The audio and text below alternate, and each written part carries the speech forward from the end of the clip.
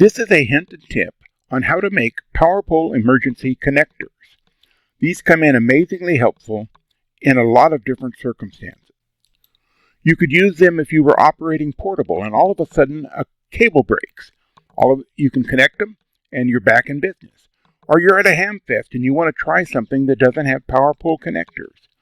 Or you just need to lengthen a power cord and don't have any PowerPole cables with you. You buy a piece of equipment that came with bare wires and you want to test it before you install permanent power poles. So this is going to show you how to go about making these. The parts you're going to need are pretty simple. You're going to need a crimper for the power poles, a wire trimmer, 2 short pieces of wire, 2 power pole connectors, and 2 Wago double-sided connectors, and a piece of heat shrink. You'll also need a heat gun to do it. First off, you're going to prepare the ends to put on the power pole connectors, and you'll use the appropriate size depending on what wire you use. I tend to use size 14, but you could use whatever. Then you'll insert them into the power poles. You want to make sure you've got them in the right order. Then on the other end, you just strip a little bit of a 1/4 inch, and I usually tin mine before you put them into the Wago connector. Then you need to get some Wago connectors. These are Wago 221s. They're double-sided, and these are incredibly useful. You can get them on Amazon or a lot of other places, but these are really helpful for this particular project.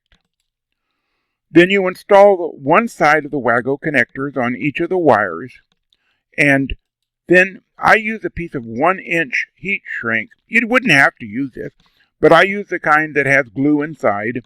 It just makes it a little bit neater. And put it on and then heat it up. And this is your finished product. Now, what it is on the Wago connectors, you just simply lift that little red lever, insert your wire and put it down, and you have a great connection. And then when you want to take it out, lift it again and slide it out. So these are very helpful tools to use in all kinds of circumstances, and I encourage you to build it for yourself. I did want to tell you where I got the idea. I was watching a video by Morten Wilken, LB0FI, in Norwegian Ham Ventures, and he showed them.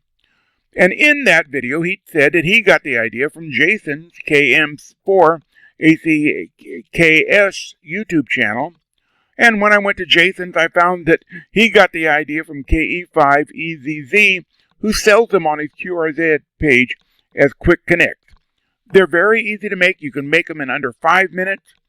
And I put a couple of them in all of my Go kits, and I always have a couple of them in my ham shack. Hope that you try it out.